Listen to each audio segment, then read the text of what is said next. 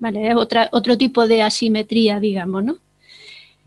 Bueno, pues simplemente teniendo en cuenta este tipo de modelos, estos tipos de modelos de rebote, pues son capaces de explicar estas anisotropías que se observan, pero repito, se observan, ellos han escogido los datos de WMAP y los datos de Planck del primer año cosmológico, porque en los del último año no aparecen estas anomalías del fondo, o están más o menos resueltas. Hay una cosa que me ha llamado la atención y últimamente me llaman la atención en todo este tipo de artículos, y me gustaría comentarlo con vosotros, a ver qué opináis, es el análisis estadístico que hacen de las cosas. Porque muchas veces o sea, que un modelo, mi modelo, esté de acuerdo con los datos o el tuyo, depende del análisis estadístico que hagamos, ¿no? Y aquí hablan de lo que se llama el valor P. Vale. No sé si queréis explicarlo esto porque no es algo, o sea, es una herramienta de análisis estadístico que también utilizamos en cosmología, pero no es lo que solemos utilizar.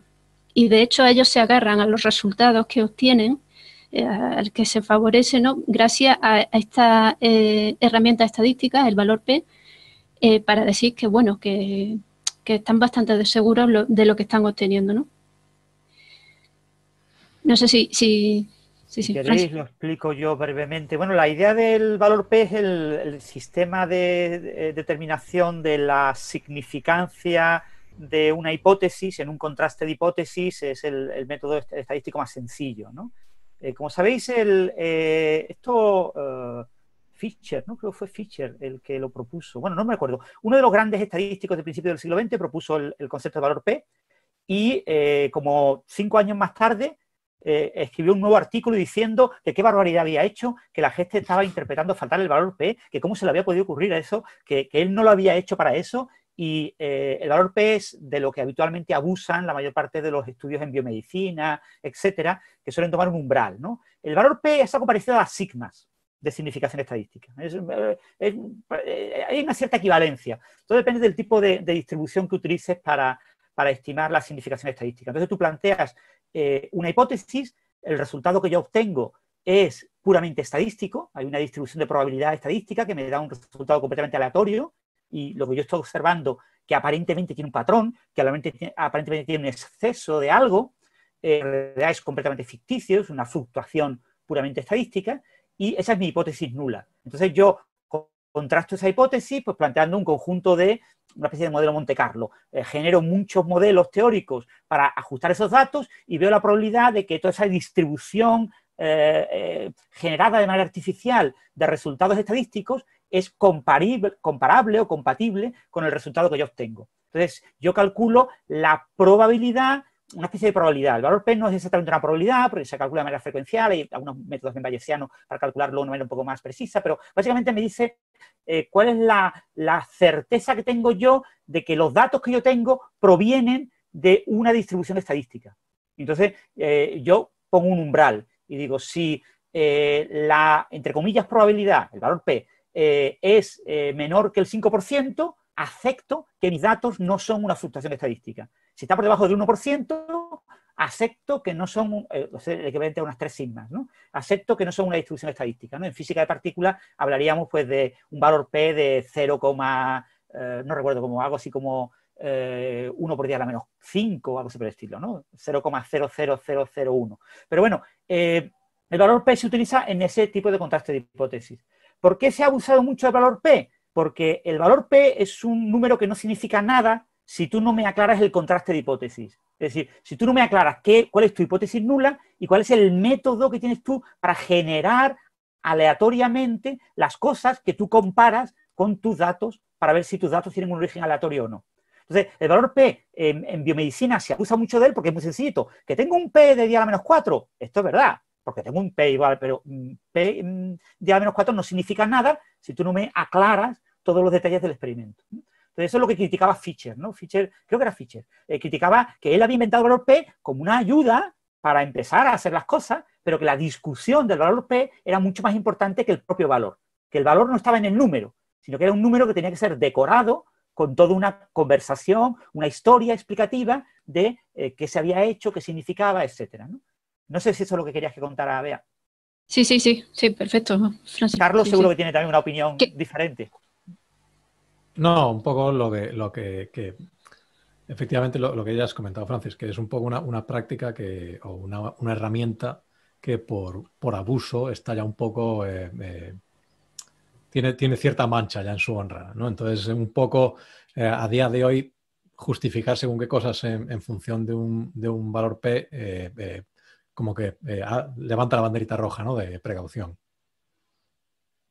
Porque, como dices tú, efectivamente, es muy fácil tener visión túnel cuando uno calcula su efecto P y no tener en cuenta cosas que hacen la posibilidad de un falso positivo, lo que sea que estés intentando demostrar, más probable. De hecho, si mal no recuerdo, hay un artículo. Esto se usa mucho eso, como en medicina, en psicología también mucho. Hay un artículo por ahí, que ahora no recuerdo, un review, revisando los valores publicados de efecto P y lo que realmente la likelihood, que no quiero decir, decir la probabilidad otra vez, la significancia, tal vez. Eso sí, la significancia real de los resultados. Y o sea, típicamente creo que recordar la conclusión principal es que un valor P de 0,05, que es lo típico que se usa, no suele equivaler a un 60% de probabilidad, entre comillas, real de aquello ser un resultado, no una fluctuación estadística. Sí, en estadística a veces se habla de verosimilitud, ¿no? Sí. Lo que pasa es que aquí habla de P en porcentaje, no como un número. Yo entendía que era un número dimensional, y aquí habla de que... el valor P muchas veces lo pones como porcentaje, ¿no? Eso es ya por convenio, no hay problema. Puede ser por 1 o puede ser por 100, es lo mismo. Es multiplica por 100, no aporta nada. Bueno, aquí de todas formas creo que es claro el sentido, ¿no? Porque lo que está planteando es si las anomalías son fluctuaciones estadísticas o son reales, ¿no? Entonces, la hipótesis nula es básicamente un campo de CMB poblado con fluctuaciones aleatorias gaussianas. Esa sería tu hipótesis nula. Y lo que dice, no sé si es cierto o no, esto creo que Bea no está de acuerdo con esta aseveración, que el equipo de Planck dice, les asocia valores de P de menos del 1% a cada anomalía individualmente, ¿no? Un resultado puramente experimental, sabrá mucho mejor Bea que yo explicarlo, ¿no? Pero que es normal, es de esperar que haya ahí ese tipo de fluctuaciones, que no es una cosa, tú lo esperas por el propio diseño del instrumento.